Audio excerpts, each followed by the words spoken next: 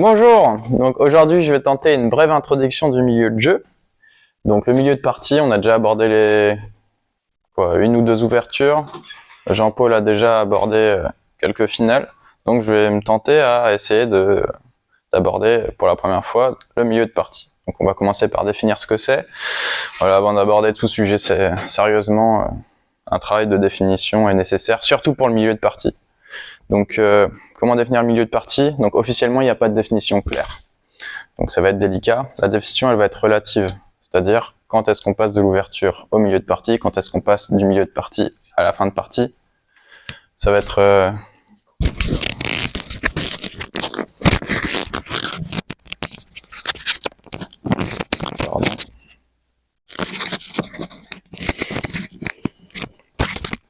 Pardon.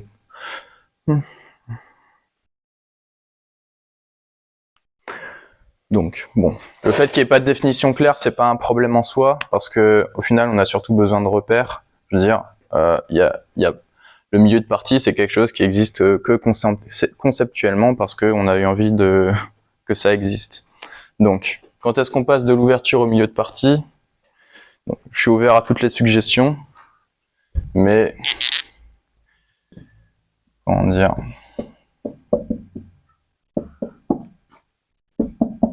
Il y a certains points qui me semblent un peu plus importants.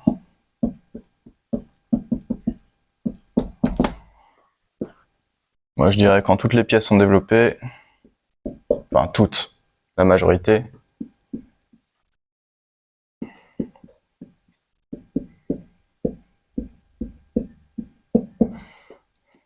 Quand on sort de la théorie, hein.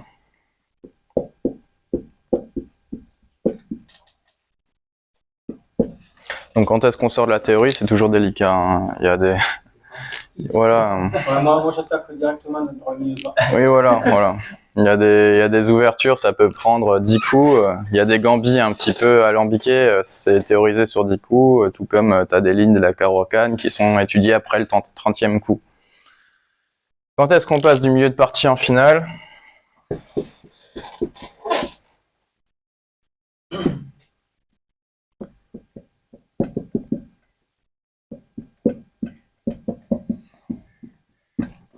J'ai oublié de mettre un etc. La liste, elle est bien évidemment pas exhaustive, hein. Si quelqu'un a une idée de quelque chose à rajouter, levez la main. Donc quand est-ce qu'on passe du milieu de partie en finale? Normalement, je veux savoir. Hein? Normalement, j'avais fait ça sur le cours de finale. Ah ouais? Donc, à la fin, on doit savoir. Allez. Sur le... Enfin, quand on est sur la finale. Mais là aussi, la liste, elle est pas exhaustive. Donc il y a toujours des choses qui peuvent servir de repères, qui peuvent servir de... Moi, les points qui me semblent importants, c'est quand le roi devient actif.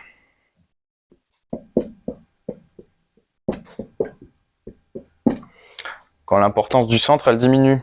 Sans se faire mater. Pardon? Sans se faire mater. Sans se faire, ouais. Sans se faire mater, effectivement. C'est important. Je vais le mettre en parenthèse. Sans se faire mater. Il y en a qui oublient des fois que le but du jeu, c'est de mater l'autre, effectivement. Sans se faire mater. L'importance du centre, elle diminue. Donc pourquoi? C'est pas particulièrement sorcier, hein.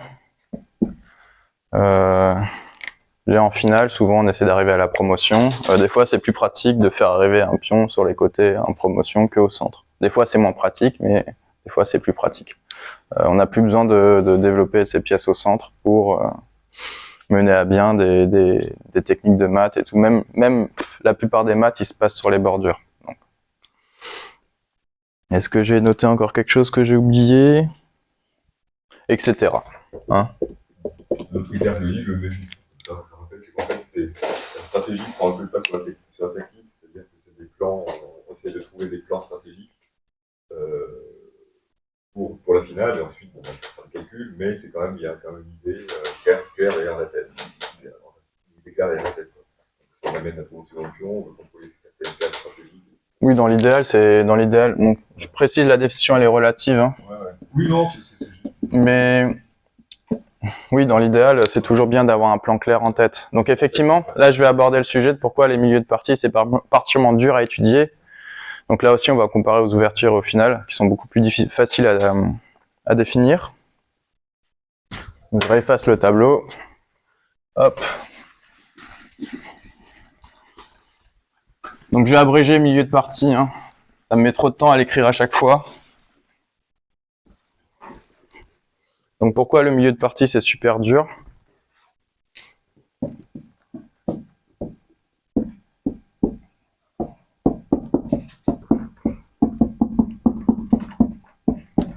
En tout cas, pourquoi c'est plus dur que les ouvertures et les fins de jeu. Donc les fins de jeu, comme l'a montré Jean-Paul pour les finales de pions, machin. Bref, toute position en dessous de 8 pièces sur l'échiquier, elle est résolue par les ordinateurs. Bon, ça reste très dur à résoudre, hein, mais les positions sont solubles, c'est-à-dire qu'il y a une solution qui est la bonne. On sait quel coup il faut faire pour gagner, quel coup mène à la nulle, quel coup perd. Pour les milieux de partie, c'est beaucoup plus délicat. Tu as des pièces mélangées dans tous les sens, donc à moins qu'il y ait une opportunité tactique immédiate, que vous pouvez prendre la dame ou mater, ce qui la plupart du temps n'arrive pas. Mais c'est délicat de savoir quels sont les meilleurs coups. Pourquoi c'est plus facile que l'ouverture? Ben, c'est simple. L'ouverture, vous pouvez mémoriser. Je veux dire, l'ouverture, tout le monde part de cette position. Tu as 20 coups possibles. Tiens, il y a un mathématicien qui s'appelle Shannon. Shannon, ça te parle? Shannon, qui a essayé de théoriser la complexité du jeu d'échecs. Donc, au premier coup des blancs, on a 20 coups possibles. Donc, il y a 20 possibilités. Premier coup des noirs, ben, il y a 20 coups possibles, donc ça fait 400 possibilités, ce qui est énorme.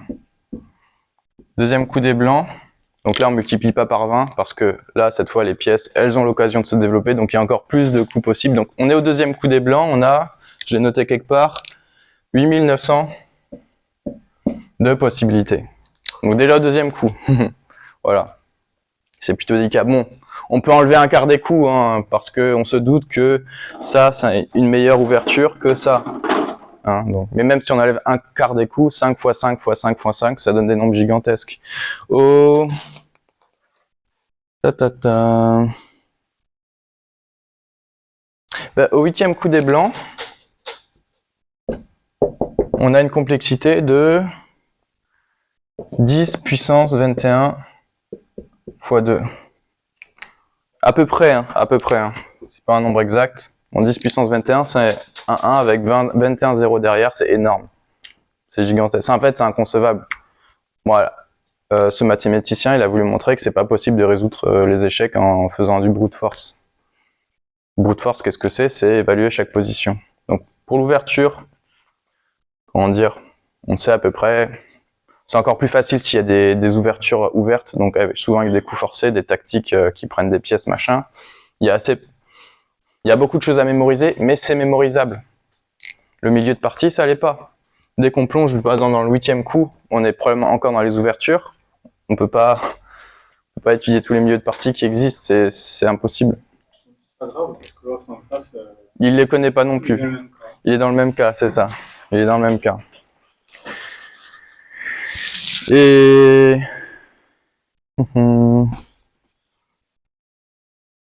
Donc, c'est plus facile que les ouvertures. Enfin, c'est plus dur que les ouvertures parce que les ouvertures, c'est mémorisable. Et les finales, c'est solvable. En tout cas, quand il y a moins de 8 pièces. 8 pièces ou moins.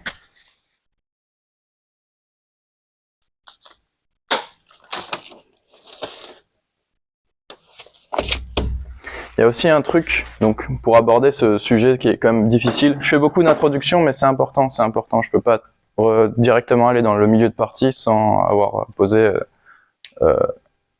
sur la table l'ampleur du problème. Il y a plein de champions du monde qui ont essayé de formaliser les échecs, de dire, tiens, cette règle générale, elle va marcher pour tout. Ils se sont tous trompés. Par exemple, tu as Max Euwe, ouais. 5e champion du monde. Quoi, début 20e siècle. Il est mort en 1980 des poussières. il disait qu'en milieu de partie, il disait qu'en milieu de partie, celui qui a la majorité de pions côté L-Dame, il gagne. Il est gagnant. Ce qui est faux, en fait. Enfin, c'est vrai dans 80% des cas. Toujours le même principe, je veux dire. Souvent, aux échecs, quand on parle de principe, il faut développer ses pièces, il faut aller au centre et tout. Je pense qu'une bonne règle à avoir, c'est 80-20. C'est vrai dans 80% des cas.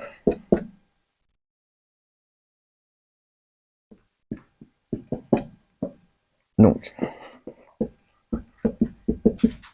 supériorité, pion, L, dame, égale gagnante. Mais dans 20% des cas, ça va être faux. Et dans chaque position de l'échiquier, des 20% des cas, vous allez avoir l'occasion d'en rencontrer. Donc ça pose quoi comme difficulté? Ça fait qu'en fait, on ne peut pas réduire l'apprentissage des échecs à de simples techniques. Genre la technique, l'intérêt d'une technique, c'est de pouvoir l'appliquer au cas général. Alors là, ce cas général, il marche dans 80% des cas. Dans 20% des cas, où ça s'avère faux, ça va être à vous de trouver souvent une solution unique à une position unique. Donc c'est là que votre expérience, votre sensibilité, votre créativité va jouer.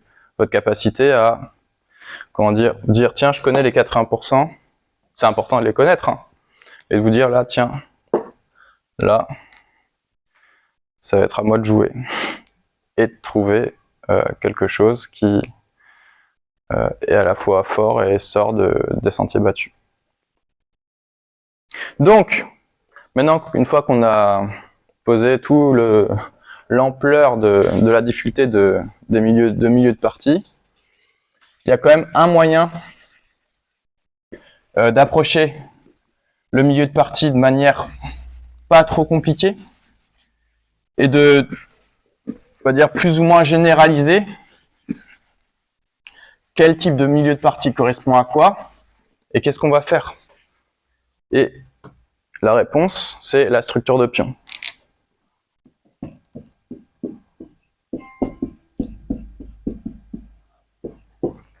Donc là, on va rentrer tout de suite dans le concret, hein. Je veux dire, les structures de pion, elles nous disent quelque chose. Par exemple, allez, on va prendre l'attaque Stonewall. Tiens, hop, hop, hop. On va dire les noirs, ils font pareil, ils font une défense Stonewall. Sans prendre vraiment en considération les pièces mineures. Qu'est-ce qu'elle nous dit, cette structure de pion? Donc déjà, ça enlève une partie du problème que la structure de pion soit importante parce que du coup, vous n'avez pas non plus à étudier avec la même rigueur tous les types de milieux de partie. Si vous êtes un joueur de E4, ça sert à rien d'étudier le Stonewall puisque c'est des positions qui a priori n'arriveront pas. Peut-être si vous jouez noir, ça peut arriver parce que le joueur blanc va décider malgré tout de faire une attaque Stonewall. Mais globalement, si vous êtes un joueur de E4, la question ne se pose pas. Elle peut se poser par curiosité, mais en pratique, ça arrivera peu dans vos parties. Donc, qu'est-ce qu'elle nous dit, cette structure de pion? Déjà, c'est quoi le bon fou et le mauvais fou là? Déjà, rien que le rôle des pièces mineures. C'est ça. Le noir, il est bloqué. Là, les deux joueurs, s'ils peuvent échanger ce fou-là, ils vont être ravis.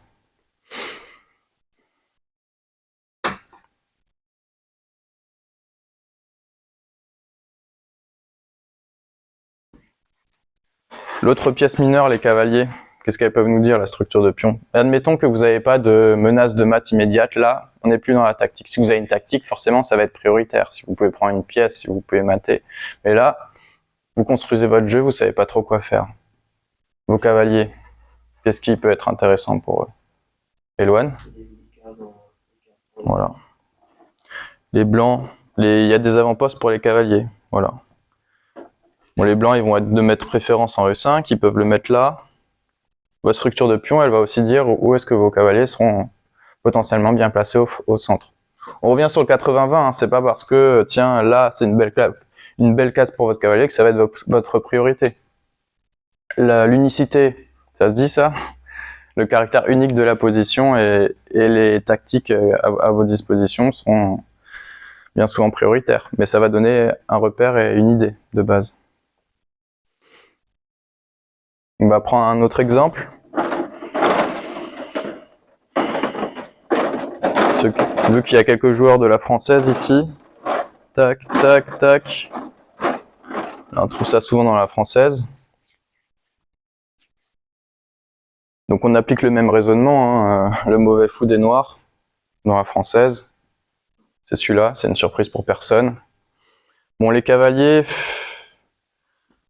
les noirs ils vont souvent essayer de mettre un cavalier là. On peut penser que tiens, les blancs ils peuvent le chasser comme ça, mais ça vient avec tout son lot de faiblesses dans l'aile roi. On peut parler des tours maintenant. Bon là, en l'occurrence, c'est un début de milieu de partie, donc les tours n'ont pas encore un rôle très actif, mais chercher les colonnes ouvertes, les colonnes semi-ouvertes, sur lesquelles elles pourront être utiles.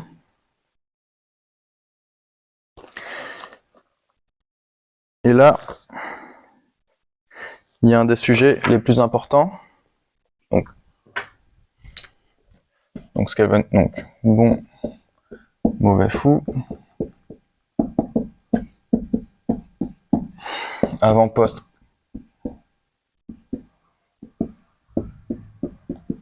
cavalier,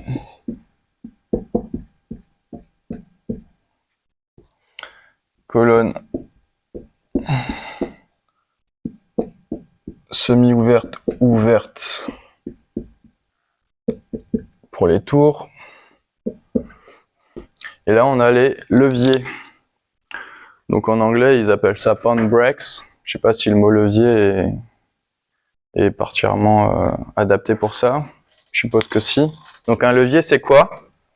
C'est un mouvement de pion qui va ouvrir la position. Donc là, en l'occurrence, dans la française, F6, ça joue souvent, hein, mais c'est E5 la plupart du temps, voire d'autres choses. Hein. Un levier, ça va être un mouvement.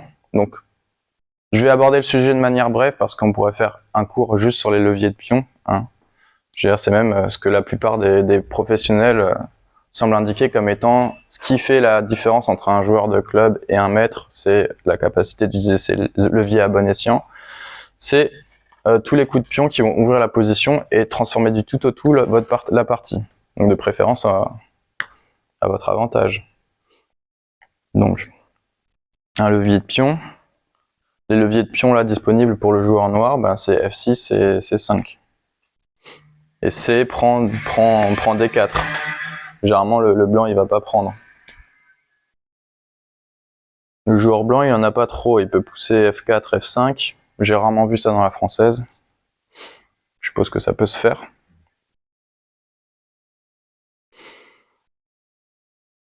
Il y a quand même quelques questions à se poser.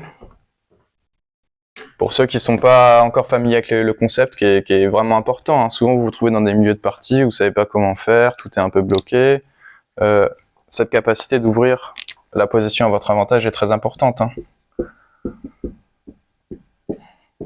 Il y a quelques questions à se poser quand même. Déjà,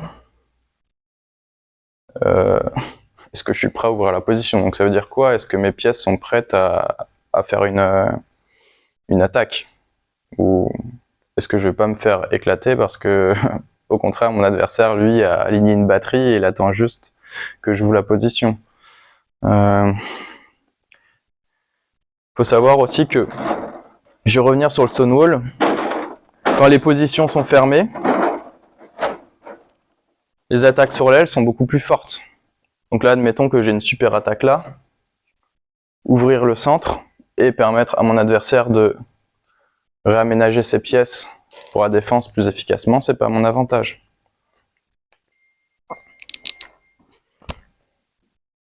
Donc il faut considérer, est-ce que mes pièces sont prêtes? Est-ce que j'ai pas des manœuvres à faire avant? Il faut considérer les attaques sur l'aile.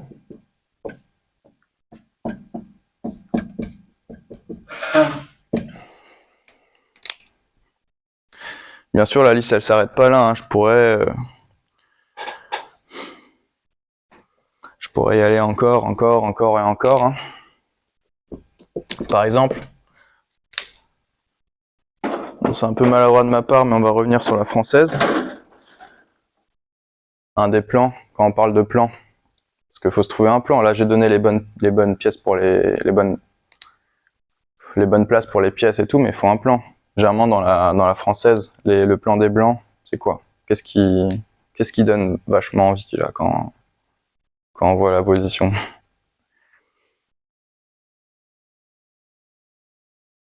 Ben déjà, le joueur noir, il peut pas mettre son cavalier là sur la meilleure place. L'aile roi, elle est plutôt bloquée. Genre, allez, je veux dire un chiffre au hasard, mais je dirais 7 fois sur 10, le plan des blancs, ça va être de faire une attaque de mat solide sur l'aile roi, qui va être très difficile à défendre. Qu'est-ce que je peux dire d'autre? En milieu de jeu, donc il y a les plans de maths. Bien sûr, si malgré tout ça, vous avez encore aucune idée, vous pouvez toujours considérer les plans de votre adversaire. Donc tout ce qui est prophylaxie. Là, si Yann Nage d'Or fait ça, avec A6, pour empêcher toute manœuvre de pièces mineures sur B5. Est-ce que votre roi est en sécurité, machin? La liste est gigantesque. Bon, je vous ai assez embêté avec toute cette introduction. Maintenant, on va passer à la partie interactive du cours.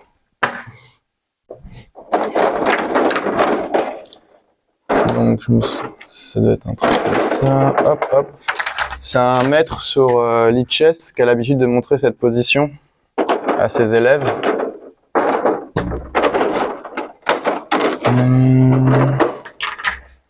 Hop. Hop.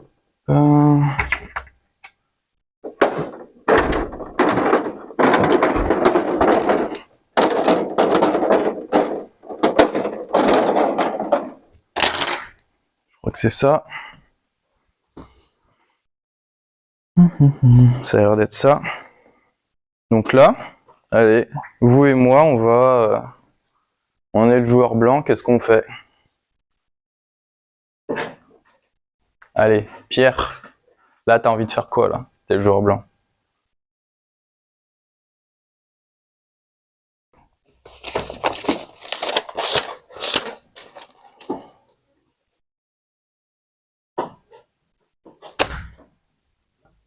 C'est au blanc. Soit d'avancer le pion F4 ou soit de bouger la tour en F4. Donc excellent, je te remercie d'avoir donné ce coup. Parce que en fait c'est un des pires coups. C'est un des pires coups. Non mais il est vachement tentant. Il est vachement tentant. Et c'est super intéressant. F4. On se dit ouais trop bien. Je prends. Bam bam bam. Et là je fais une batterie. Sauf qu'il y a un problème.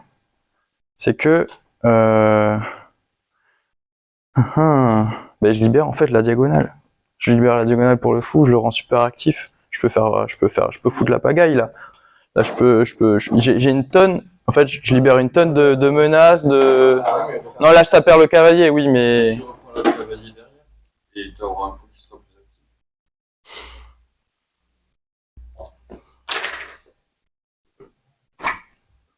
Bon, c'est mauvais là en fait, parce que non seulement tu libères la diagonale du fou, en plus tu donnes la case E5 au noir. Plutôt en cavalier. Qui active les pièces noires, ça peut pas être bon. Ça peut pas être bon, ça active les pièces noires, et toi, pour les blancs, c'est. Ouais, voilà. Et là, si tu fais ça. Non, déjà, tu fais pas ça, tu fais ça. Et hop. Là, les noirs, ils sont ultra actifs. Là, t'es collé à la défense de ce pion. C'est assez délicat. C'est super délicat. C'est pas du tout à l'avantage des blancs. Bon, c'est pas perdant, hein. C'est pas perdant. Mais voilà. Ça fait partie des coups tentants, ça fait partie des mauvais leviers. Ça fait partie des mauvais leviers. Si t'as intérêt, le foot, faut le garder. Hein? Bah oui. Des noirs, des plus ou moins intérêt, il faut le garder à l'intérieur. Vaut mieux. F4 donne ou la tour en E1. La tour en C1. Tour C1? La tour en C1. L'idée c'est de venir attaquer cette tour-là et de Moi, je fais ça. Ouais, là, tu pousses le pion à C5, à C4, C5. Donc, on va dire qu'il y a- Nickel en prise. Oui, mais ça, c'est pas grave. Je regarde en même temps. Après. Alors, moi, c'est une bonne l'idée en fait pour les blancs. Souvent, Faut le défendre. Hein d'abord. Non, je disais l'idée pour les blancs, parce que blanc elle est claire, c'est de pousser B4 et C5. ben, figure-toi que moi, mon premier réflexe, c'est de pousser B4, mais c'est un coup vraiment moyen. Alors, faut réfléchir. Genre, Après, ça affaiblit tout, en fait. je dis pas qu'il faut le faire tout de suite, mais dans l'idée, Mais c'est tentant, moi aussi, je serais tenté de faire ça. ça se calcule. Parce qu'après, Après, si on... Pardon, vas-y. Ouais, non, Finis ta phrase. ça se calcule, mais je pense que l'idée, c'est quand même ça.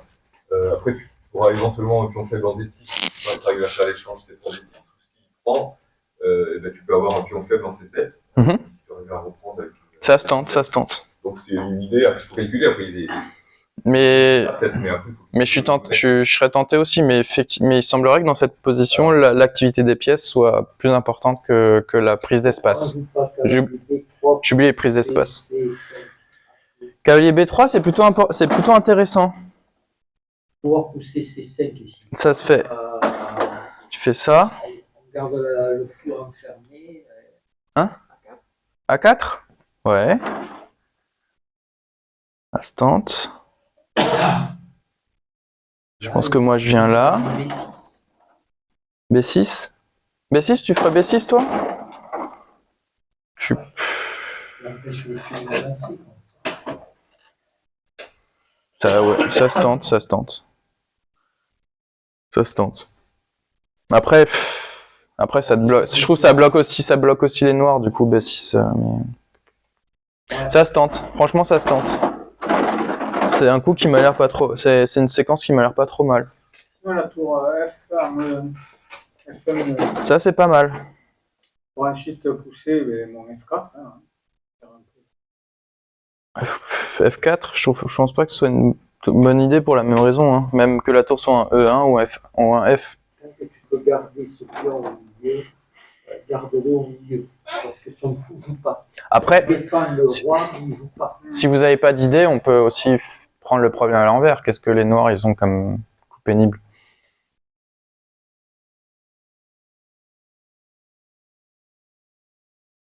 Bah, je trouve que ça, H6, ouais, et obligé à bouger le cavalier, puis venir là et pousser le roi à dégager, je trouve que c'est plutôt pénible. Donc il y a quoi comme coup qui le préviennent? Bah, tout mouvement de cavalier, hein. Je veux dire, bon, François il a dit B3, mais on peut très bien venir en B1 pour aller en A3 et aller là. Bon après, c'est facile à prévenir, mais...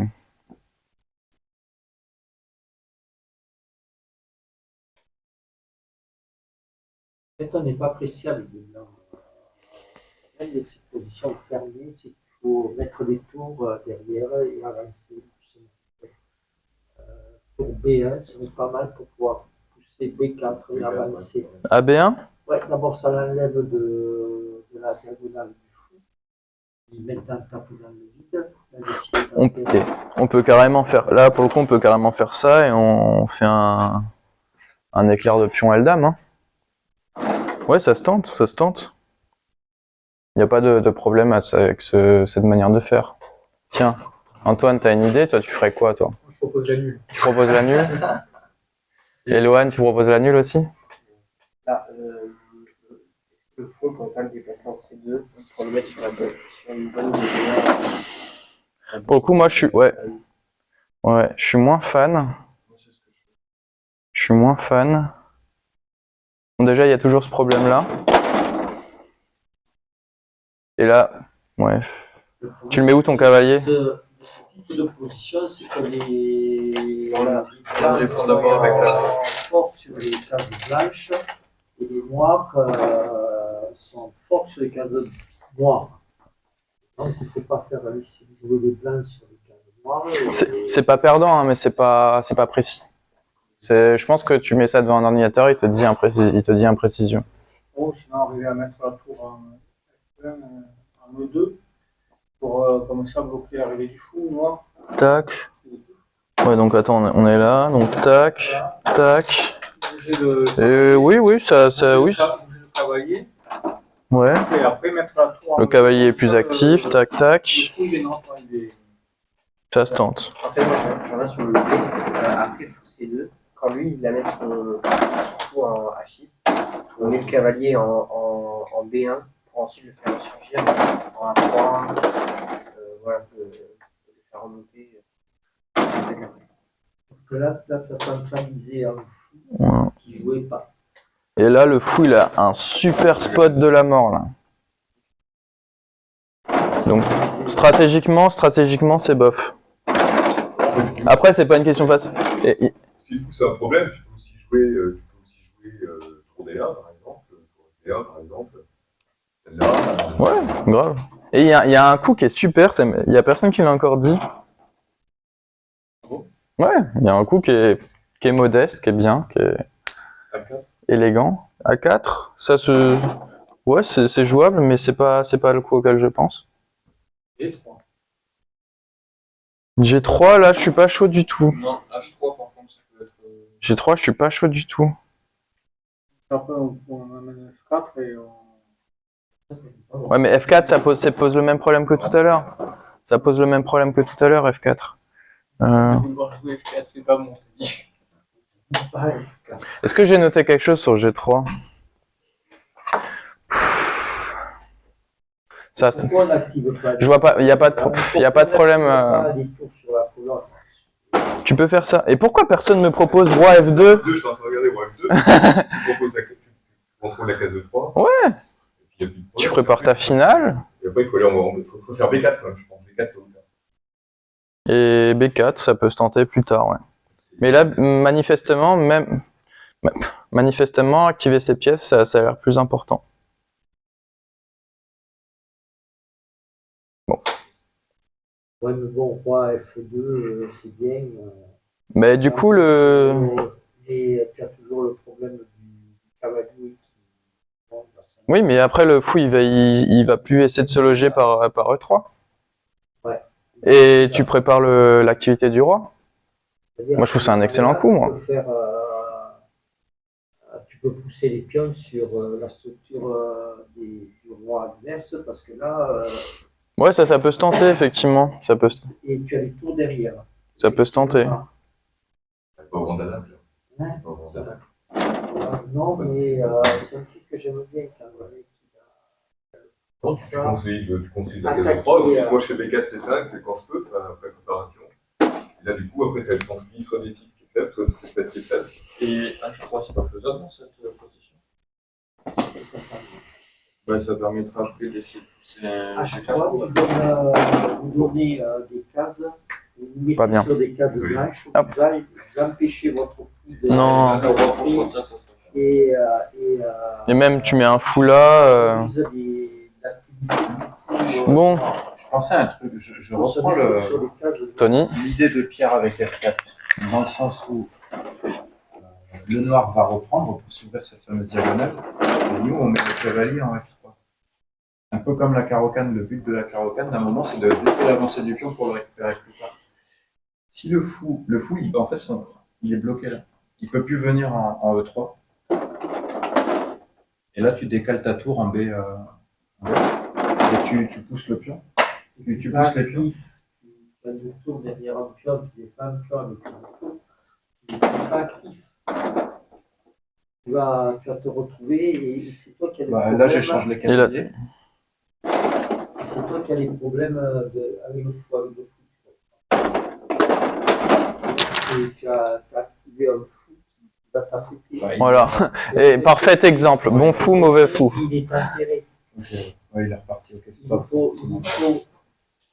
dans des cas comme ça, surtout les fous sont de couleurs opposées, il faut enterrer le fou adverse si c'est possible. C'est ce que je pensais pouvoir faire avec le fait de. Là, t'es presque obligé de sacrifier un deuxième pion pour sortir le fou. Il vaut mieux à la limite. Ou faire une manœuvre de 1, 2. Il vaut mieux perdre un pion si tu as de l'activité sur ton fou. Et pion B2 sera aussi Sur des gênant. fous de couleurs opposées. Alors, pion B2, on est obligé de défendre Oui. avec la tour, et si on avance. Ouais, voilà, on pousse le coup. tu enterres encore ton fou, quoi.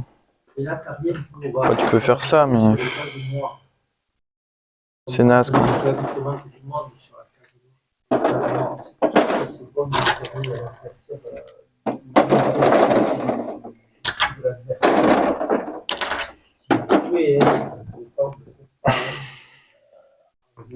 il vaut mieux ne pas faire sauter sur pion. C'est pour ça que quand il dit roi F2, c'est un bon coup parce qu'il limite justement l'activité du fou noir. Il n'empêche vraiment de jouer.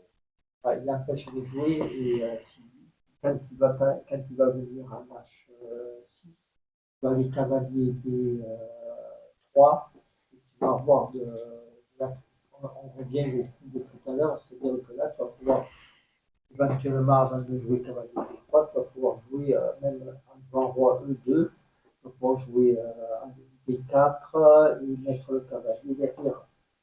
Et tu enterres en plus son roi, quoi, son fou. Tu te mets sur des cases noires. Ok. Ça, c'est théorique. Il faut regarder la position, mais il faut le jouer comme ça. Je pense qu'on va pouvoir clôturer le cours.